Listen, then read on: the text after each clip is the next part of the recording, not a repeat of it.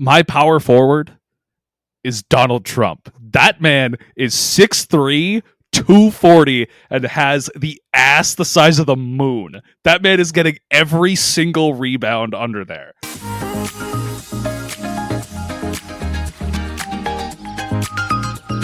Hello, everybody, and welcome back to episode 34 of the Coconut Curry Podcast. On this episode, we are going to discuss the conference finals, give our NBA Finals prediction, talk about what we believe the top 10 players in the league are. We're going to talk about Caitlin Clark as well, because there's been a lot of WNBA drama out of nowhere. And as either will be future or already discussed, we're going to talk about our starting five presidents if they were in basketball. So stay tuned for that. But before we do that, we are three postgraduate students from the University of Pittsburgh. We got Raj, Peter, and myself all here today. We're back in action after not being a whole team for a little bit. And if you have been following along, we missed last week's episode, but we're back on track from here on forward. And we just chat about sports, hopefully offer a fresh new perspective on things. So if you could please like, comment, and subscribe, that would all be great. Usually we start with reacting to comments, but we haven't done that because I didn't make clips because I was on vacation. So we're going to save those for next week. But of course, we're going to start with our favorite segment, Disgruntled Moment of the Week. Disgruntled, meaning dissatisfied or angry, we discuss moments in the sports world or our personal lives that make us disgruntled, dissatisfied, or other words. Raj, we're going to start with you. What are you disgruntled about this week? A lot of things, but well, that's not shocking. I think right now what I'm most disgruntled with is it's the same thing almost every other week.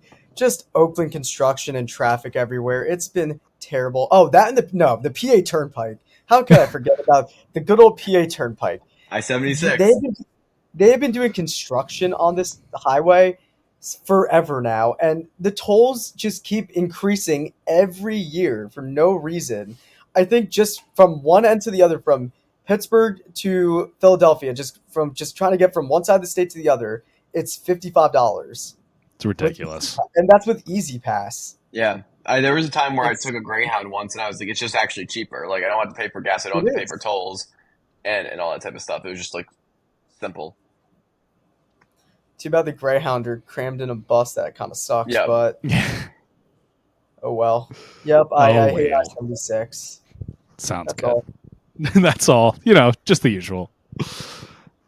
Peter. But yes, okay, so for my disgruntled moment of the week, it's old people and technology.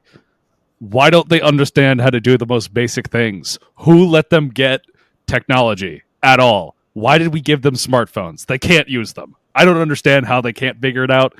They just can't. I feel like, obviously with us, we kind of grew up in like a transition time where like we didn't necessarily like grow up with like, maybe not everybody had a computer growing up, but like you knew somebody that did. But then very quickly, everybody kind of caught on. Everybody started out with flip phones when they were kids, but then we graduated to smartphones pretty quickly after that. It wasn't that insane of a transition between flip phones and smartphones. Not that complicated, right? It's like, you take a little bit to figure it out, but eventually you do, right? Why can't they figure it out? I get it. They're old. It's very intuitive. Like, oh, I want to go to this app. Touch it. Like, oh, I want to go send this person a text message. Okay, click on their name and click message. It's called the Messages and then type app. it out and send it to the app. Like, it drives me insane. And of course, Justin and I were talking about this earlier, but this one is makes a little bit more sense why they're kind of confused. But for those that don't know, basically all of us work in healthcare. We have patients that come in that have these little meters that can track their insulin levels and because they have diabetes. And for some reason, all these old people are coming in with these already attached to themselves and then give me their phone and they're like, I don't know how to use this. It's like, why do you have this in your body measuring things if you don't know how to use it? Like, that should have been the first thing you do. Like, oh God, it just drives me nuts. Yeah. Because, I can't be too upset with them because, yeah, they're old. Like, obviously, they're not going to understand everything. But, come on, don't just like install a machine into your body and then go, I don't know how to use it. Like, learn how to use it first, please. I think there's this misconception that our generation like grew up with technology and then thus like we can't understand what older people go through. That's like usually their argument. But for all of us, like we grew up in the technology. Like my first phone was a slide phone. So that was this very simple. It's like most of the people our age had a slide phone, flip phone as their first phone because the iPhone 4 was probably like right around. My first phone was I had a corded landline in my house. I remember I would call my friends' houses, can John come out and play? Yep. Like I remember doing that.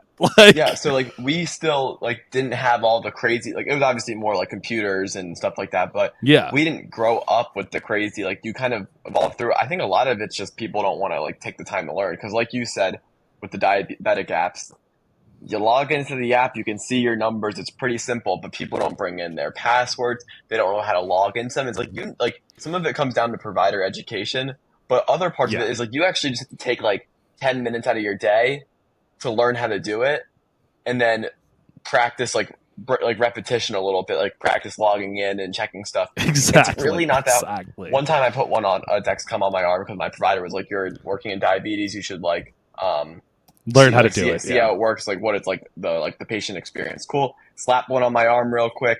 I download that. It took me 5 seconds to download the app. I had it all figured out, and we were good to go. It took me 5 seconds. So even if it took somebody 300% longer, it's going to take them like a couple minutes to figure it out. Like they don't want to try to do it. It drives me up the wall. Yeah. So stop giving old people technology. It just doesn't work. My disgruntled moment of the week is similar to Raj. It's going to be construction, but for a different reason. So I had this thought. I'm driving down I-4 to Orlando when I was in Florida, and there's a lot of construction on that road. There's also a lot of construction over where my grandparents live, who I was staying with. And I started to have this thought of, I think we have too many construction projects out there. And we need to stop doing so many construction projects and actually finish something. So, for example, there's 2 projects. Construction Group A is working on one project, and Construction Group B is working on another one. I think we need to just finish Project A with the 2 groups working together, finish it so more people are happy, and then move on to the next one. Because what happens is you got like all these construction projects set to finish in 2027. So people are just miserable for 3-4 years while this project happens. Meanwhile, if you could just finish it earlier, like when the bridge collapsed, I-95 bridge collapsed in PA, they had that crap like back up in 6 days because they put all their resources to it. Meanwhile, we're stretching our construction resources so thin, no one's happy at all. There's a big road here in South Jersey. I looked at the other day, like when they're planning to finish 2027. 27?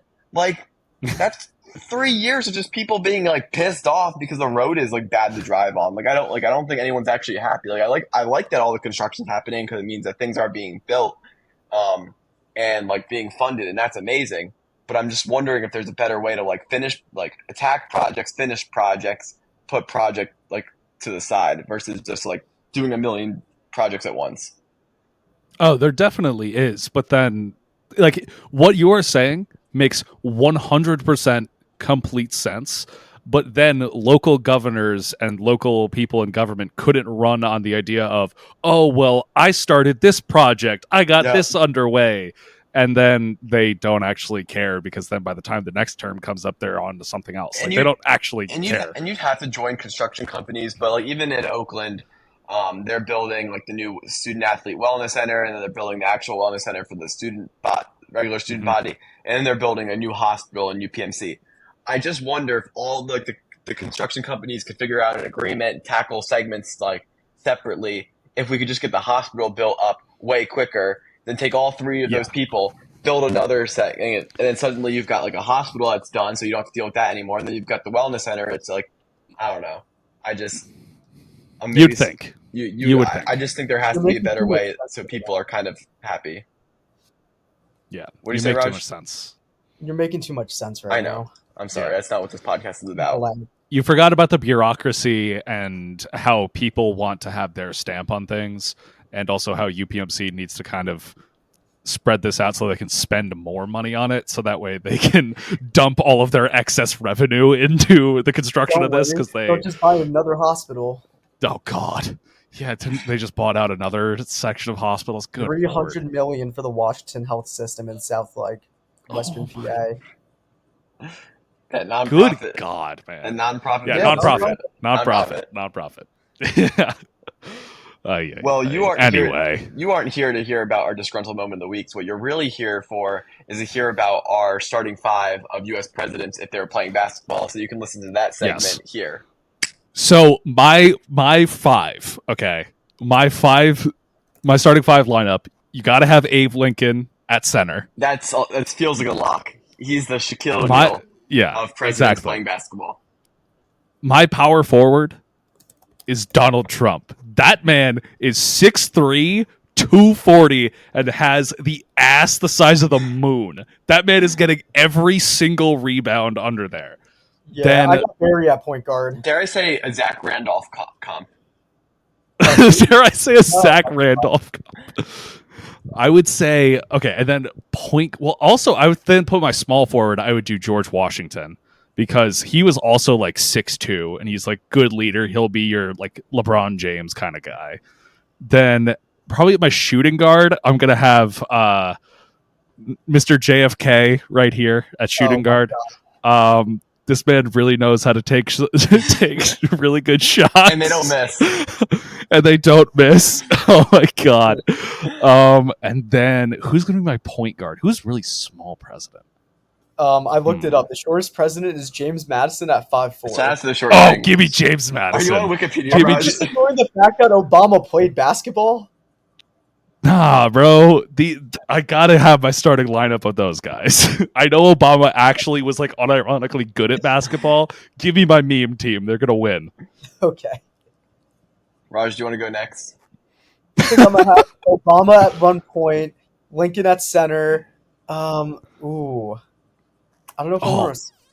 Ooh. I messed up so bad. Howard Taft. No. Oh wait.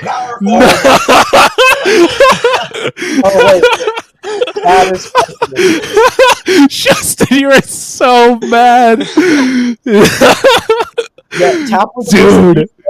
5'11" and weighs 225 pounds. Dude. Holy. Justin, let's hear it. Just I need to hear Justin's take on this. Hang on. Yeah. Why are you putting Howard Taft in your lineup? That man's got he's throwing his ass into you. Like, you know that clip of Charles Barkley being like, when a guy's banging on you, like, that's Howard Taft. Yes, dude. It's hard when a guy's banging on you. He's 300 pounds, gets stuck in a bathtub allegedly. So let's relax here.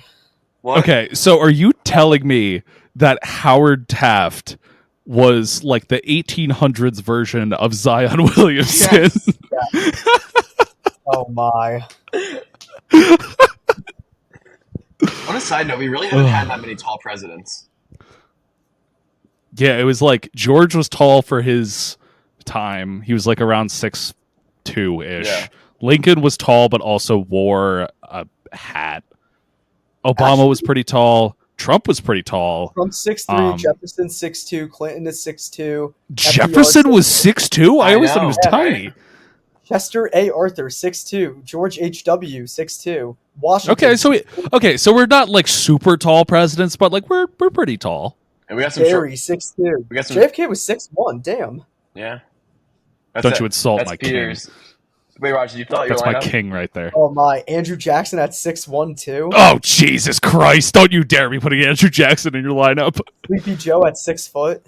Sleepy Joe. Where are short king presidents? Let me see. James Madison, Benjamin Harrison, Martin Van Buren, William McKinley, John Quincy Adams. John Adams gives short king energy. Yeah. I think they made jokes. I think there was a lot of jokes like used for his height when he ran for president. Yeah, I'm sure. Dude, William Henry Harrison's one ugly ass dude. Oh my. Won't need to worry about him getting distracted by all the ladies on the sideline. Martin Van Buren looks like what is good with his hair? Well, if William Henry Harrison wore a coat, he wouldn't have died from pneumonia, and then we wouldn't be here. So it's true. This is true. Raj, did you finish out your lineup? Oh yeah. I think I'm gonna have. Let's see. What I you think I'm had? gonna have Teddy Roosevelt. Speaks off. Oh damn it! I forgot Teddy. He literally Throws in boxed there. people. Oh my god. I'm loading up the list and scrolling through. Let's see. Barry at point. I'm gonna have Teddy. Chester A. Arthur just because he's 6'2" and looks cool. Damn it. Um, I forgot Teddy. He does I'm look- so mad. He does- No, with Bill Clinton. Man's Oh. is a dog on and off the court. Hold up. Anyways, moving past that. The views of some of the members of the Coconut Curry podcast don't reflect the views of the Coconut Curry podcast. Yo, Bill Clinton was the original Jamal Murray before the game. You know what? We'll throw my Reagan God. in there. Reaganomics, just cuz. Right, you have Oh, you definitely God. have over a starting lineup. Reagan's a six man. He's Yeah, coming in Reagan's- and he's ruining everything. No, Reagan, Taking all Reagan's the the head credit for coach. it. Reagan Reagan's and the Doc head Rivers are the coach. same person. I mean, hey, you know what? That man destroyed South America, so he could probably destroy a basketball team too. Okay, if I'm building my team, I'm putting Brock and Sleepy Joe point guard, shooting guard. Like they've already got that chemistry. They got some chem. eight, Yeah. 8 years in Okay. office, let Brock lead the show a little bit. And then at small forward, I really need a gritty guy, someone who's going to take out the other team. So I'm going to put Grant, Ulysses S. Grant in there. He's just going to wreak havoc. Grant. Yeah. Yeah, he declared the KKK a terrorist organization and tried to kill all of them. Yep, like that. Obviously, as discussed, we're putting Taft, big body, banging on you at power forward. And then, of course, I mean, it's the biggest lock in presidential basketball history is putting Abe at center. But Sleepy Lyndon B. Johnson at 6'3.5". Oh, I like it. Well, you guys already took Lincoln, so I'll put Lyndon B. Johnson there. So we're going Brock. Lyndon B. Johnson's he's gonna be a little bit smaller than Lincoln, but he is aggressive, like unbelievably aggressive, and also may or may not have whipped his out during meetings. So he apparently that was a thing. So he's gonna be he's like Dennis Rodman, like just insane on the court. This is totally making its way into an entire segment. Oh yeah. Oh, also side note, I believe Abe Lincoln invented the choke slam in wrestling. Oh boy. Let me look this up. Hang That's on, because crazy. he was like a professional wrestler before he went to Congress. Hang on, you guys keep talking. I'll see if Abe Lincoln actually I think invented the choke slam. Grover Cleveland might be a sleeper pick here. He doesn't back down from a fight. Was 22nd and 24th. He's coming back when it's tough. Yeah, where are you putting him at? Like, it's 5'11 and a half. I don't know. Oh, I don't know. Like you're Maybe he can be an assistant coach. okay, coach. Oh, who's coaching the team? Oh, which one of these is one that has been good leaders? I didn't take George, so I'm probably taking George as my my head coach. But I'll No, take but- Truman. He I'm got us taking through World War II. good choice. Who you got, Raj? I got FDR, pulled us out the Great Depression. That's fair. Okay, Andrew Jackson though, like great leader. buddy. The actions and opinions of the Coconut Curry podcast do not reflect the actions or opinions of the company at large. I wonder, where would you guys put Millard Fillmore? In the stands, I think he was a pretty nowhere near my team. I think he's a pretty hefty guy, right? He looks pretty hefty. Yeah. James Buchanan. I mean, he's got kind of a tough name right there. What about Eisenhower? I mean, he was a general. I mean, Yeah. he might be a dog. The problem is 5'10 and a half doesn't offer a lot there. All right, Okay. so where are we putting Sorry. Nixon? So Lincoln did not. Okay. Nixon. Oh, damn. Nixon's like Draymond, a team cancer, low key. Yeah. Yeah. Who? Nixon.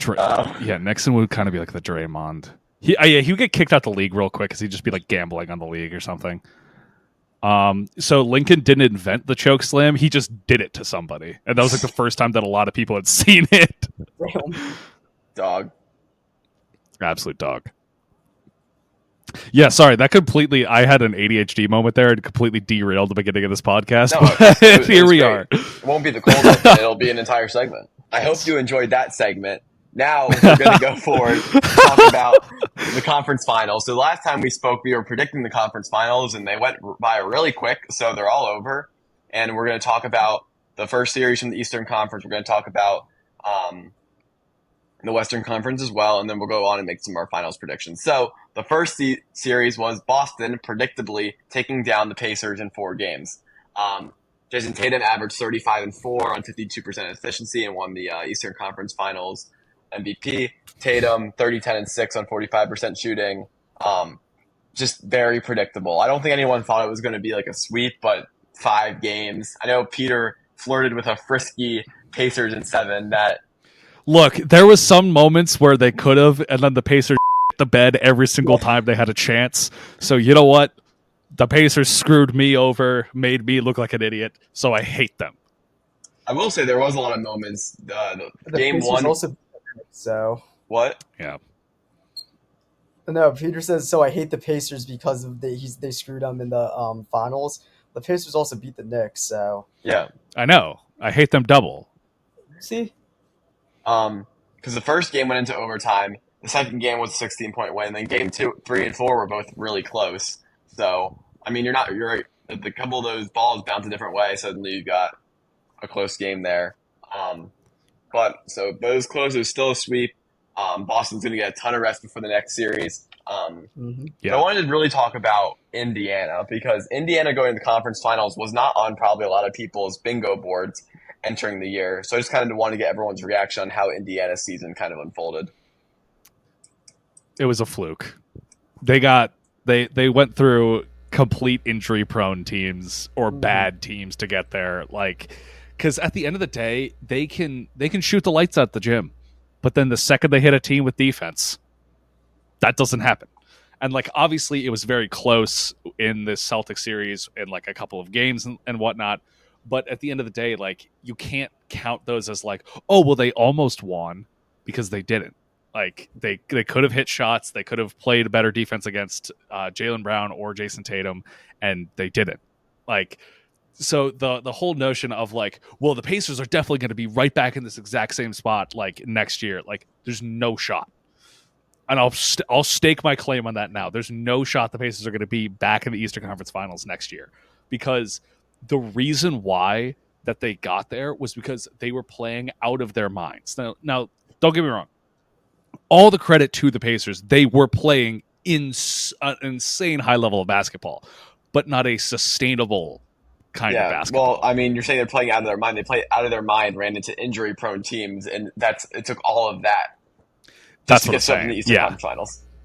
Yep. Yeah, and of course, Halliburton did get hurt, but then that's the whole thing, is that I heard so many Pacers fans saying, well, you can't use injuries as an excuse when they're playing the Knicks, so I don't want to hear it this time against the Celtics. So, yeah. I don't know I how hate to the Pacers. Like, the Pacers are so like flashy. Like, either they'll like drop like 150 on you or nothing. But honestly, I don't know. Like, the Pacers had so many opportunities to win a lot of those games. It was just like sloppiness and like lack of fundamentals towards the end. So like game 1, they could have easily walked away with that. They just knew how to inbound the ball right. Game 2 was more of a blowout, right? Yeah, it was a 16-point win, I think. Yeah. And then I know game 4 was close. It came down to the last play. Again, game 3 and game 4 were close. Yeah, it just comes down to like the small fine details. I mean, we know the Pacers have 0 defense. Because, I mean, there was some point in the season where the Pacers Bucks over was like 230 something. Yeah. Some ridiculous number. I mean, if the Pacers were able to play some defense and capitalize and just make a little fewer mistakes, this series would have gone to at least 6. But yeah. I don't see the Pacers doing this kind of a run again. I mean, they beat the Dameless and the Giannisless Bucks. Then they beat the hospital Knicks. Yeah. And then they got hospitalized by losing Tatum. And granted, beating the hospitalized Knicks in 7 games, in the game 7 where they shut the lights up in the building. Exactly. So I don't see them making it, especially with the Sixers, who are hopefully going to be healthy next season, coming back. I mean, they'll make a splash in the playoffs. They're either going to be a first or second round elimination, but I don't see them going to the finals again. Oh, yeah, Raj. So I'm definitely agreeing with you that I think for Indiana, this is definitely a little bit of a fluky run. Now, listen, every team like makes a fluky run, so I don't want to like put them down for that a lot. Like Yeah. I think the Heat last year kind of got a little bit of a fluky Kind run of. to the finals. I like the bubble; they had a fluky run, so you get these like fluky runs here and there. For Indiana, they're building their core based on Tyrese Halliburton being the number one star, and then they traded for Pascal Siakam mid-year to be their second star. That's not good enough because Jalen Brunson is better than Tyrese is, and Jalen Brunson is like the third best player in the conference, question mark. So Yeah. like it's just going to take a little bit more than that. For them, I'm happy for the Pacers organization. They've been meddling in like what we know is mid for a really long time, and so it's good that they kind of got out of that for a season. Their fans get some energy into them, and they're just going to be part of the team that plays with the Magic and the Cavs for like 7-6 seeds, maybe a 5th seed next year. So I'll be curious to see how they build out the roster though, because they know they have to make improvements if they want to compete. They're not gonna. Andrew Nembhard's gonna get better because he's young, so it's gonna be like Tyrese, Nembhard, Siakam, TJ McConnell. Yeah, like Miles Turner, being your center is probably not good enough. So how do you upgrade there? If you do want to keep him there, you're going to need a small forward that's really good. Neesmith's not going to cut it. So, and it's like you're not going to sign free agents unless Paul George wants to come back to your team. There's no way he's going back to Indiana after. No, I don't think so. There's no way. No, I don't think so either. So like, it's like unless you get a big free agent, you're not going to get there. You can make a trade, but what do you really have to trade? So they're kind of back into mid, but I mean, I'll be excited to see because Tyrese still is young; he can still make a leap, and whatnot. So I'm happy for Indiana. Like I'm happy that if the Bucks weren't going to make it that far, and it's always F the Knicks. So if they weren't going to make it that far, then I'm happy it was Indiana. But Boston predictably cakewalk to the finals. Yeah, what else is new? And we'll get into that. They went through literally nobody. Clubhouse. No, if we just look at recapping the whole entire Eastern Conference side of things, kind of a terrible. There are some good series baked in there, but some kind of like some bad situations, like not great for the league. Like what the first series is Boston versus Miami. Jimmy Butler's out, so cakewalk. Then you go Orlando Cavs, which ended up being a good series, but two irrelevant. But nobody cared. Yeah, two irrelevant markets, whatever. So then you get Boston and the Cavs, which is then Donovan Mitchell gets hurt for game 3 and 4 already when they're undermatched. So it's 4 and 5. So he gets injured 4. So that's kind of over series. Then on the other side, you get a classic in the Knicks and Sixers, but both teams are still injured. Like Joel Embiid was injured. Yeah. The Knicks still didn't have Randall and whatnot. So kind of there, but it's still a great series. Then you get to Indiana and the Bucks, which Giannis was out for the whole series. Dame was out for big games, so that wasn't that entertaining. Then you get to Indiana and the Knicks, which is just an injury fest on the Knicks. Like people playing like complete disaster. Still a great series. Same thing with the Sixers series. Like still had a great time watching, but just not the best product being put out there. And then to end it off, you have Tyrese missing games 3 and 4 and 2 home games for the Pacers that could have very easily gone their way. So I mean, like Boston still got injured. Kristaps obviously with the bad calf injury. So it's not like Boston just came out of this all unscathed, but just feels like, man, every series you could just be like, this was wrong, this was wrong, this was wrong.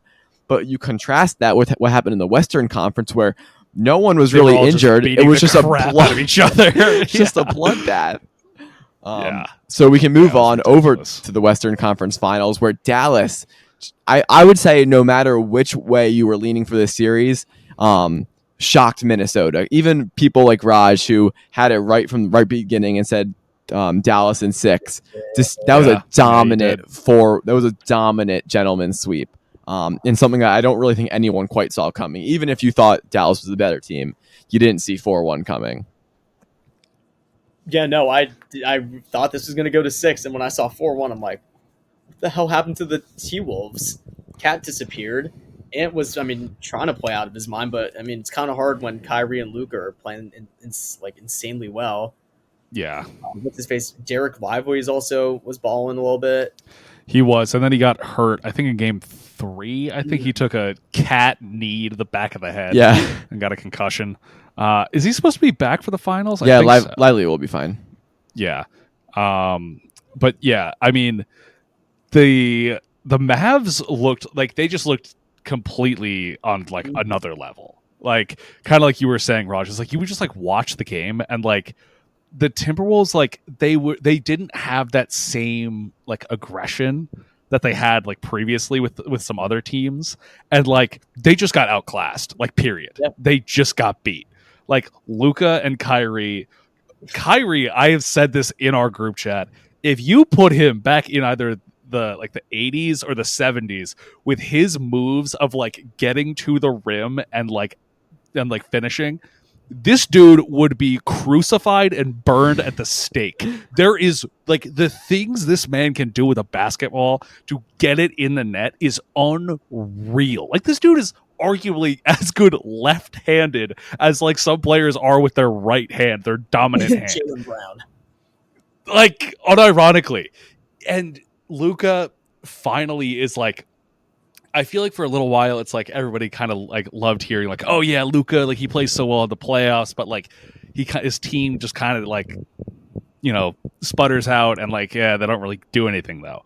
But then now that he's finally got another great guard, they got a great team around him, you can see those dominant performances actually mean something again. Yep. And it's so fun to watch. Like his step back 3 over the defensive player of the year to win the game is unreal. Luka, Why would Unreal. you put Rudy Gobert on Luka in that situation? Unreal. That is just dumb. Why would you ever do that?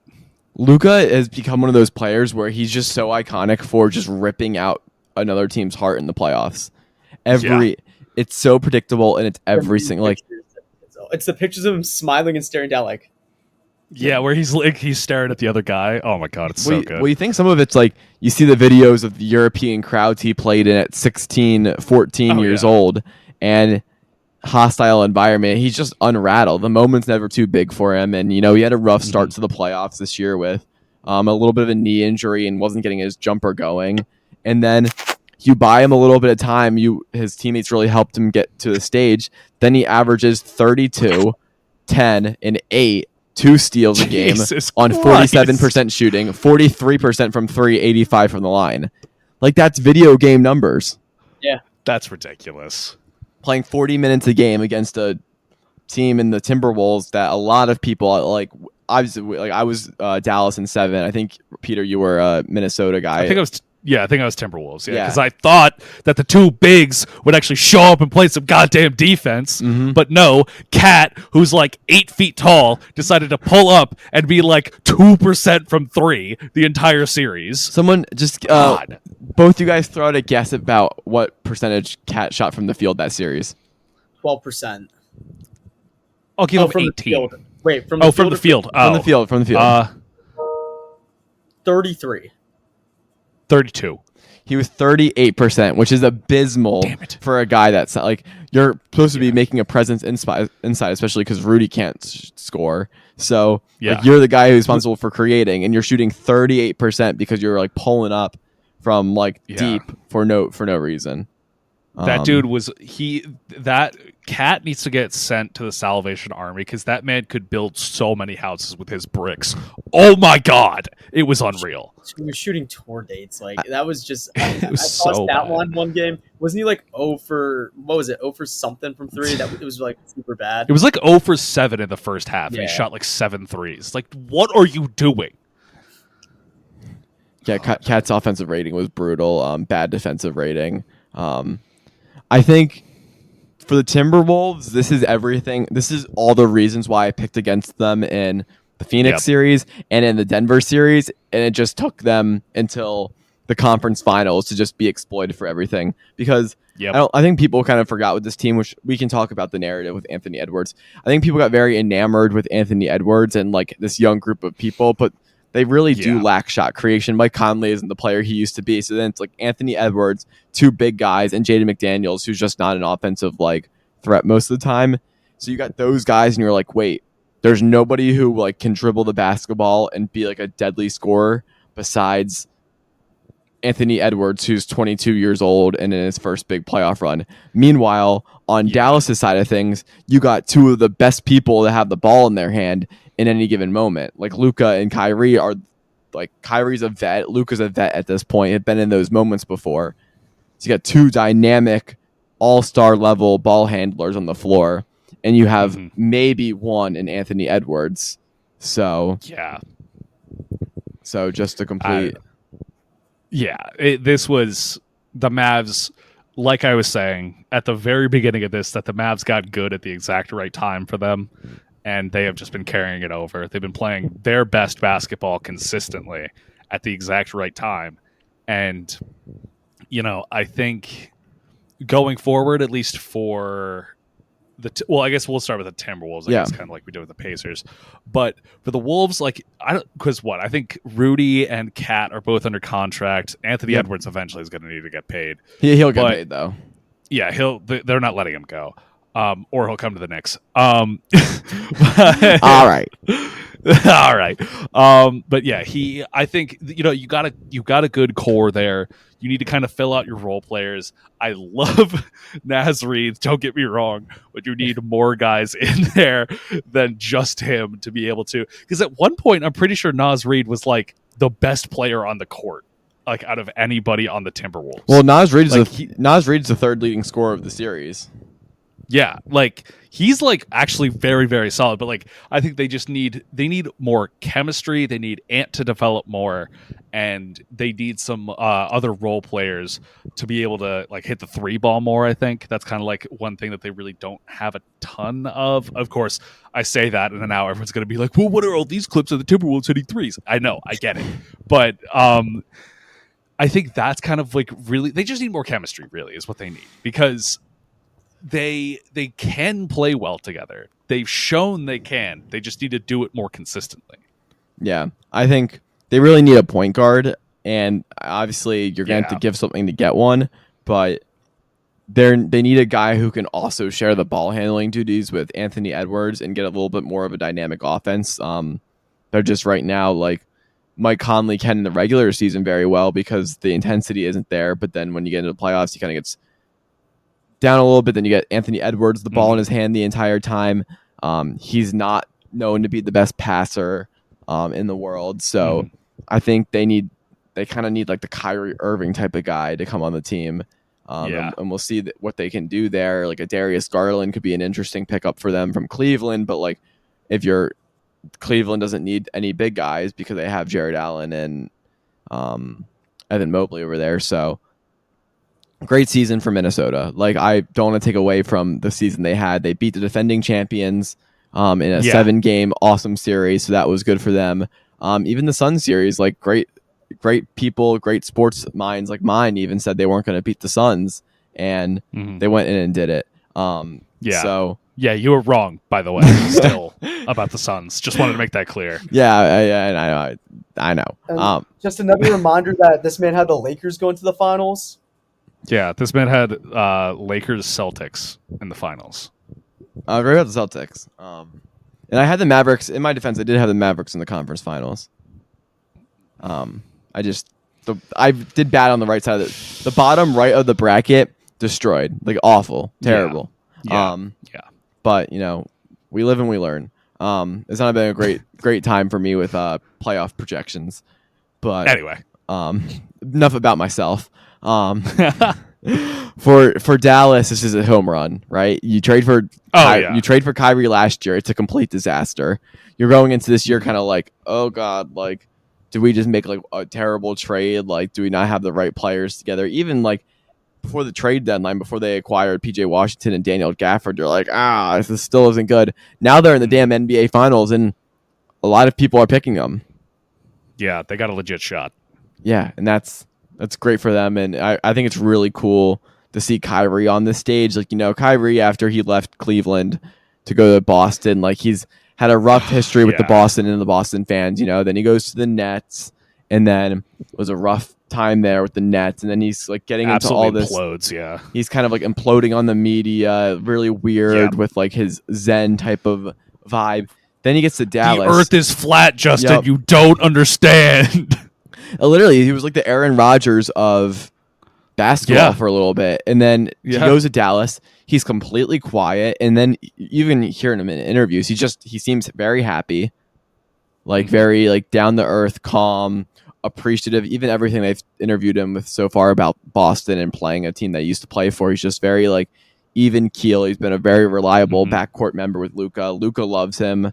The team seems to embrace him, and like I just couldn't be happier for Kyrie. And it's a good thing for the league too, because like Kyrie became one of those guys where you're like, is he going to make the Hall of Fame? Because he got one ring and kind of he's 31 and he fell into oblivion, and now you feel like, yeah, he's definitely probably on he's got a shot. Yeah, on the trajectory. So I'm very happy for Kyrie and all this. And it's just like to see Luka, who we're going to go over our top 10 NBA players here in a second, but he's like just really taken that step and ascended into now this like, very elite class of NBA players, which he was there before, but now in the finals, it's solidified. Yeah, it's solidified. So I'm really excited about a Dallas and Boston matchup. I think that's a really interesting finals matchup. So I absolutely like. I really like. I mean, Dallas. I feel like they seem like one of those teams that like they really haven't been relevant since like Dirk was there, and like that run. Like obviously, don't get me wrong, Luke has been incredible for like the entire time he's been there, whatever. But like they haven't really made a splash like in the playoffs, like deep run, like either to like the Eastern Conference Finals or to like the finals, where like you really felt like, yes, this is a team that I could see winning an NBA championship. Like it just never really felt like that. So for them to come in as a 6 seed and then go all the way to the finals and look like one of the 2 best teams in the NBA at this point is so satisfying to watch. I mean, Luka has like, he's got much more of that like that old school edge to him, which is why I think a lot of old heads also like him as well. Because obviously he does whine to the refs a decent amount too. But let's not forget MJ did that all the time too. Refs literally changed their calls because of him. Let's not forget that. But we're so done with the 90s. But anyway, but he's really got like that competitive nature where he is like, he's chirping the opposing fans. Like Snoop Dogg is in the front row calling him a crybaby. He hits like an and one and goes, who's crying now? Like to a fan. Like, yes, it's Snoop Dogg. I get it. But like he heard him and he's like, yeah, I'm coming right at you. He has like that killer mindset. I adore it because it's exactly what you need in the league. You need guys to take things a bit personally, and like he's not like trying to start fights or anything, but he's firing himself up and he's getting his team fired up, and they had this underdog mentality that they're now going into the finals with, which I feel like is so good because it's so contrasted with the Celtics, because like the Celtics have been like the 1 seed basically since like they started like the season. Like they got to the 1 seed and like they never left, and they were like 10 games ahead of anybody else.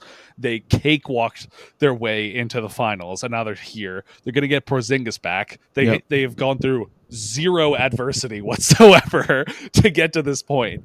And like the only adversity that I could see that they could like even have like gone through is like, oh well, the media is being mean to Jason Tatum because he hasn't won a ring yet. Okay. Yeah. And like, all right. It's just funny. You just got the dynamic of Dallas going through a bloodbath. Well, Dallas didn't go necessarily through the bloodbath, but a very competitive Western Conference bracket.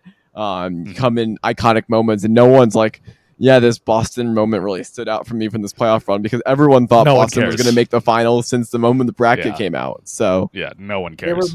They were minus odds, like significantly, like favored.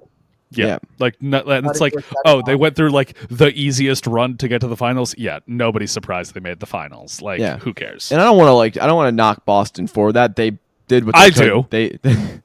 They won 5. They won in 5. They won in 5. They won in 4. So they handled their business. But there's no doubt that it was not a challenging path for them, to say the least.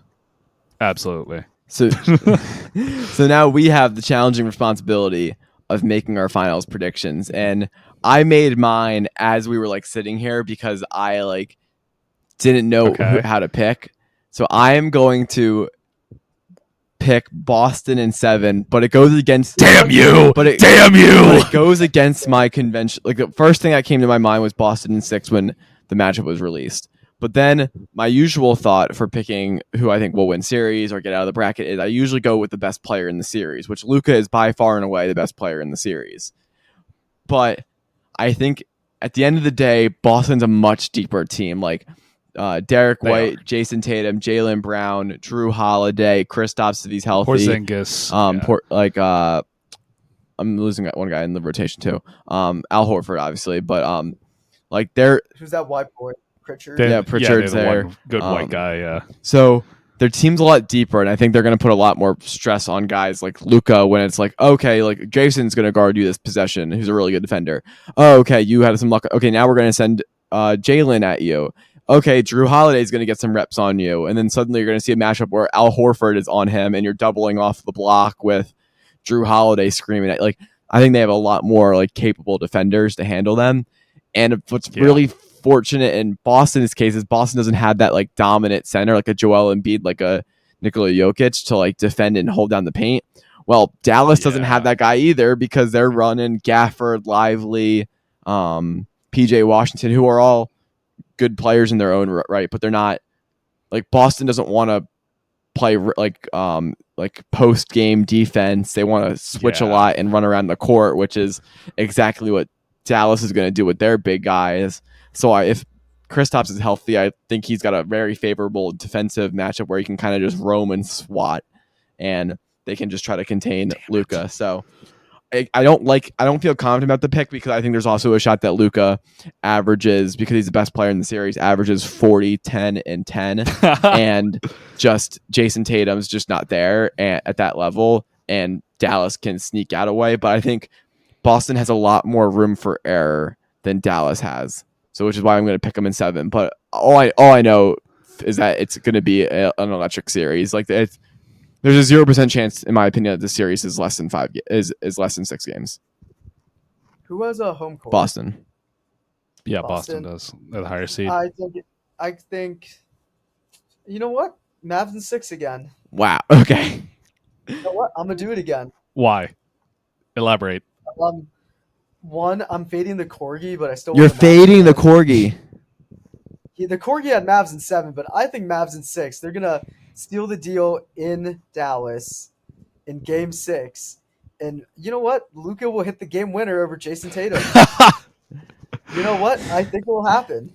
I swear to God, if you call this I would say your take is nonsensical. Cause I did take Dallas last series, but you said Dallas in 6, and that was a series where Minnesota was favored. So I mean, listen, like you get to run with it. So for some reason, I'm very good at picking the opposite side of the bracket that my team's on. That one Super Bowl run, I had the Bengals going all the way. Yeah, I got them, but you had the Chiefs too, right? I think I did have the Chiefs in last year's also. Yeah. Yeah, because we were aligned. Yeah, Chelsea Bowl or the Joe Burrow Bowl. Yeah. That was 2 years ago. This season was bad because I didn't want to see the Chiefs again, so I kept saying the Ravens. Yes. But Lamar forgot how to run. Anyway, we're not talking about football. We're talking about basketball. Oh God damn it, Justin! I was gonna say Mavs in 7, but now you're kind of right with how Boston is deep. I mean, it's so annoying because like. Wow, hot take by Peter. It's hard to pick a team because I haven't seen them actually play against each other yet in the finals. Wow, who would have thought that? But this matchup is like, as you're saying, it's going to be really interesting because like I feel like it's really going to come down to the Celtics role players kind of stepping up and like outplaying the Dallas Stars enough to the point where like, because obviously you're assuming that Jason Tatum and Jaylen Brown are going to be playing well. They're not going to be playing as well as Kyrie and Luka. No. But so then can the Boston role players then make up that ground enough to either play good enough defense or play good enough offense that it makes up for those two stars being on the court and scoring like a combined 80 points on their own? God, okay. My brain is telling me Boston is going to win in 6. My heart is telling me Mavs in 7, so that's what we're going with. Yeah. Mavs in 7, because I hate Boston and I'm a certified hater. You can record me now to all of the Boston fans. I think Boston is going to win, but goddamn, the Mavs better win, and it's going to be so good when we get to rub it in their face. It's going to be awesome. Yeah, it's going to be a good series nonetheless. Obviously, Kristaps, I hope everyone's like healthy and back. I hope Kristaps is able to go. If he doesn't play, I think Dallas might get the slight edge there. But I liked what you said about the role players. Like Boston's role players going to show up, and you know what? This is a great opportunity for Jason Tatum to like turn some heads. Like obviously, he had the iconic Game 7 performance against the Sixers last year, where he dropped 50. But he's going right up against a guy that's in his class in Luka. Again, we're going to do top 10 players in a little bit here, but I don't have them like super far apart. Like, can he ascend to a like close to Luka's level? If he can, the series might be over quick. But that's like the thing to be discovered. I'm very excited to see if Jason is up to the task, because what I don't love about Boston either is they have not been convincing to me. They've played a lot of close games. Even the Pacers series, 3 of those games were super tight, and you can only beat the team that's in front of you. But also, I wish it was a little bit more convincing. So we will see in that regard. But all right, so we got a Mavs in 6, Mavs in 7, and then a Celtics in 7. It'll be exciting nonetheless, and I'm excited to watch those games. Yep. The next thing I want to move on to, I can't wait. Yeah. Good. It's good. It's a great way to end the season, honestly. I'm really happy with the matchup we got. We could have gotten Denver and Boston would have been fire, and a lot of things would have been good. But I think this Dallas team is really like just seeing Luka in the finals is really like there. You also got awesome. He's also like representing the international versus American side. You know, like everyone for the most part, everyone's over on Boston's over. Like a Jason Tatum's a Duke guy. Jaylen Brown is from American universities, but he's a little bit smaller as school. Then you got like the Slovenian, the son of Slovenia over there, like ready to kick ass and take names. So, I can't wait.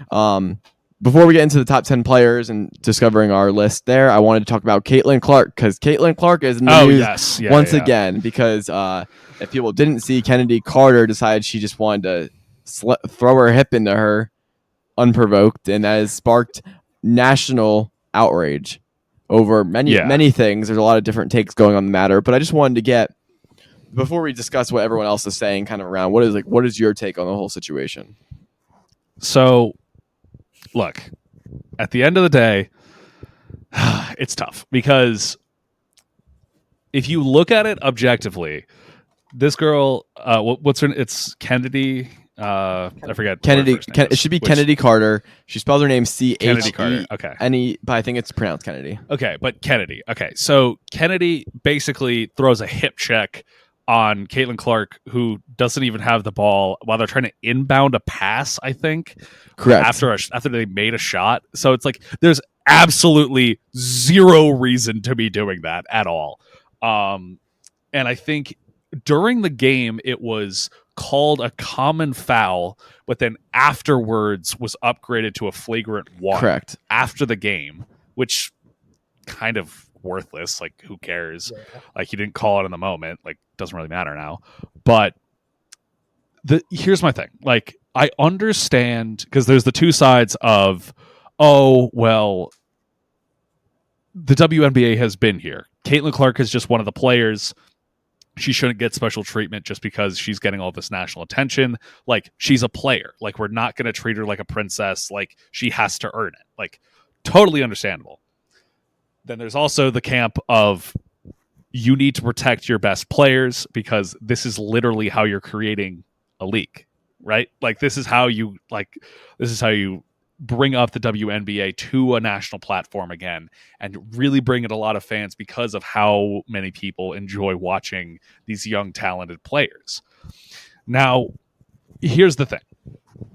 I understand where the one camp is coming from, saying, oh, she's just a player. No, she's not. Okay, let's be very clear here. She's not just another WNBA player. Because if you look to the NBA, there absolutely have been players that have gotten special treatment. Exhibit A, Michael Jordan. Absolutely got some special treatment. One of his most iconic moments ever is hitting the Game 6 dagger in the finals. That was definitely a push-off, and they didn't call it. They replay that clip to this day, and that's a foul. But you don't call it in the moment because it's MJ. You got to give him that shot, right? Even the flu game that's resulting from him going out late at night and being hungover. Exactly. Also, the conspiracy that he didn't retire, that he served a 1-year suspension because he was caught gambling on games, but they just told him to retire so that way he could use that as like, oh, it's not going to taint your legacy and the legacy of the NBA. Again, don't get me wrong. I'm not a Jordan hater. He is the second best of all time, but he's really, really good. But that's my thing is there have always been players that have gotten special treatment, and there's a reason for it because it's not like they're not backing it up. Because Caitlin Clark is coming in here and is creating a whole new generation of fans. I akin what this draft class essentially is like the Larry Bird and Magic Johnson, where they essentially revived basketball. Like basketball was not in a good place before they came into the league, and they really revived it, brought a whole new fan base in there. And for a long time, it was basically just the Lakers and the Celtics going at it. Like that was really the only two teams that mattered for a little while. But to look at Caitlin Clark and say, oh, what has she done for the league? She's brought in millions of viewers. She has brought in an absurd amount of money into the league, literally put you on a private jet, like straight up. Once it came out that they weren't flying private, all hell broke loose. Why is Caitlin Clark not flying on private? All these teams should be flying private. Now the WNBA is chartering all these planes literally for these players that are hating on her. Like that is what she's doing. And it's not only Caitlin Clark, it's obviously all this draft class coming in, but like to say that like, oh, like I don't care about who she is and to disrespect her is absurd. Because there's a difference between having a competitive edge and just being straight up disrespectful. Like you're just being an asshole. Like they're like, you get all these old heads that are coming in here and just straight up hating, like out of nowhere, just being like, yeah, she's not that good. She's bad. She's not going to be able to play good in the league.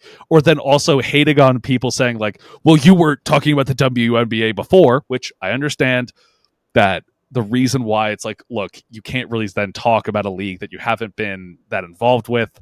Just like, I don't really talk about soccer that much. I try to give some decent takes, but I'm not trying to be the end all be all on it. But why are you trying to force people away from women's basketball when they can come in and have more fans and then you could pay the players more money so that we don't have to cut half of the draft class? And it's just, I don't know. It's just sad. I hate that they're hating on her because I want this to be successful, and I don't know. It's just tough. Sorry, that was a very long rant. No.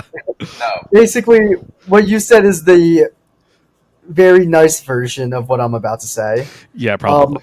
Why are y'all bullying the person who's bringing you all this recognition and like media fame and money? Y'all won't have charter flights without her. Like, more people are watching the WNBA because of her, so keep hating on her all you want, but she's the reason why your paychecks are probably going to get a little bit bigger after this season.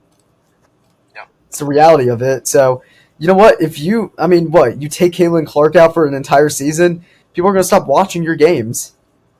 Yeah. They don't The really biggest care. sellout crowds in the biggest crowds in WNBA this year have been all Caitlin Clark's games, and the Fever are bad, and Caitlin Clark hasn't really been that good, and still, it's where all the attention's at. And so, like, in regards to the Kennedy Carter foul, like, I don't really know what she's doing, just slamming her body. Like, it's definitely, like, motivated there to do it. But it's really just all the outlash. Even people like Angel Reese being like, hey, like, isn't one person in this draft class. It's a bunch of people. Like, honestly, Angel, like, it's one person. Like, yeah, the draft class as a whole is good, and there's rivalries, and that's great. But, Angel, like, I've seen your highlight tape. It's not good.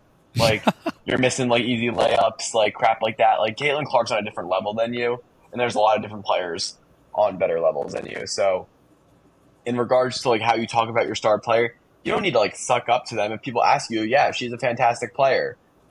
Really great for this league. We appreciate everything she's done for the league since being in college. You can say that. But like the disrespectful hating and everything, and then people talking about how she hasn't been that good this year, just all of that type of stuff. I'm like, you need to move past that, because I don't need you to like suck up to Caitlin Clark, but you do need to at least like respect her, elevate your star player. Yeah. In a time where like think about Caitlin Clark gets clicks.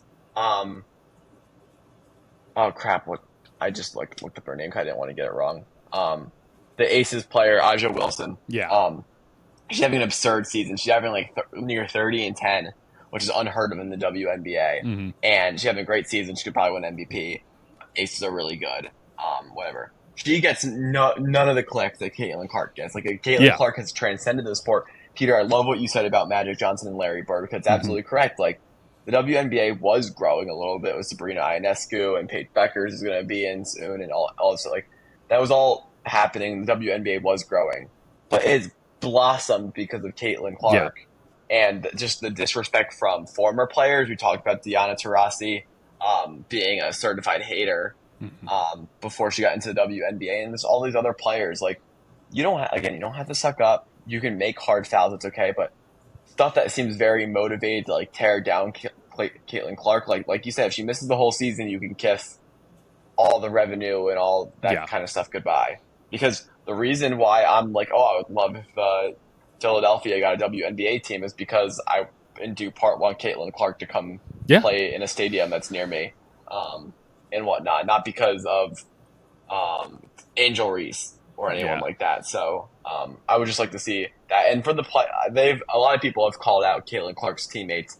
Absolutely, like I don't know what they're doing, just letting her get, like no, you got to go start a fist fight right then and there. Like that's you got to look. I understand. Look, let's be very clear. The Fever are bad, right? They're not good. There's a reason why they had the first overall pick for 2 years in a row.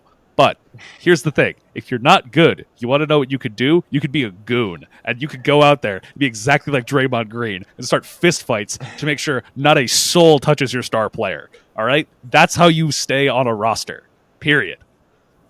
And if you have people defending Caitlin Clark, like just think about the clicks you're going to get and the attention. Oh, I know people always want to think about that. Are you kidding me? Like, if some girl named Sarah starts wailing on like Angel Reese because she like pushed Caitlin, like that stuff's going viral. Yeah, and then you want to know what? You're putting your name on the map and going like, you know what? Yeah, I am sticking up for my teammate Caitlin Clark, and everyone's like, oh, I like that person. I'm getting her jersey. She's cool.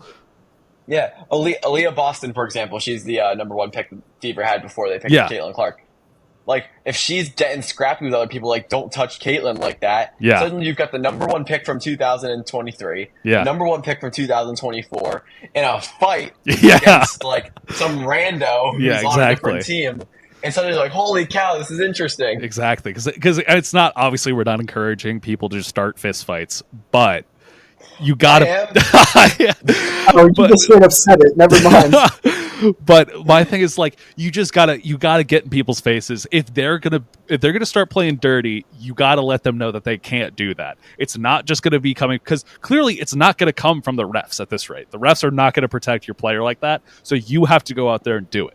So, and I think that will bring a lot of camaraderie to the Fever, because like you're gonna be bringing the team together. It's like, it's us against the world. They don't believe in us. They're literally going after your best player. Like, go fight them. Yeah. Go after them. But yeah, I mean, also a side note, this is kind of like derailing our train of thought, but something that I also noticed is like the difference between the NBA versus WNBA veterans when it comes to a new player on the block kind of thing, where you have Victor Wembanyama, where you have LeBron and KD being like, yeah, this kid's amazing. Like, I'm so happy that he's like able to come into the league. Like, he's going to be great for a long time. Like, just nothing but praise for this kid. Obviously, everybody understands, like, yeah, you're also a very good player, and that's why it carries weight for you to say, yes, acknowledge this player is very good and very young. I'm glad that he's in the league. Versus you get people like Kelsey Plum just hating, where it's like, yeah, I get it. You're good, Kelsey Plum, No one's questioning if you're good. You don't need to be an asshole and be like, yeah, actually, Caitlin Clark's not going to do well in the WNBA at all, and no one should draft her at all. It's like, what is wrong with you? Like, just say she's good and move on. Like, yeah, it's honestly just ludicrous to me that how they haven't embraced their players. Like, there's the idea that there's enforcers in the NBA or Draymond Greens of the world, Pat Beverleys of the world gets in your face. Why not? They get in the face of like respected veterans whose names are already established. Draymond Green was kicking LeBron in the balls and calling him a bitch when LeBron was on the top of his game. Like, that's what he was doing. Like, he was already well respected. Obviously, there was some of it when LeBron came in the league. There's the iconic clip of LeBron's teammates being like, I don't know, he's going to have to earn his spot on the team and all this type of stuff. But generally, people embrace the rookies. Like you said, Victor, every player speaks highly of Victor. There's no cheap shots on Victor this year. No. And that's been happening even when Luka joined the league. No one was like hating on Luka or all this type of stuff. And because sure, they might go at the rookie, like kind of like to like, you know, like, okay, let's ISO him, let's see how good he is, kind of thing. But that's the sport. Like, you're just that's basketball. That's just basketball. It's like, yeah, it's like, okay, rookie, you're gonna have to try to guard me, kind of thing. You're not like, let me go slide tackle this guy real quick. Like, no, it's exactly when Embiid, when he dropped 70 on Victor. Yeah, that was probably directly because he was like, you're not on my level. Yeah, and then after the game, he was like, oh, Victor's a great player. He's gonna be so good for the league. Yeah, like that's exactly how you approach it. There's no cheap shots being taken. Yeah, and just a general disrespect. Like, you need to promote your league. Like, sure, some of it has been on the national media and all that type of stuff for how you, Roger, your mic switch.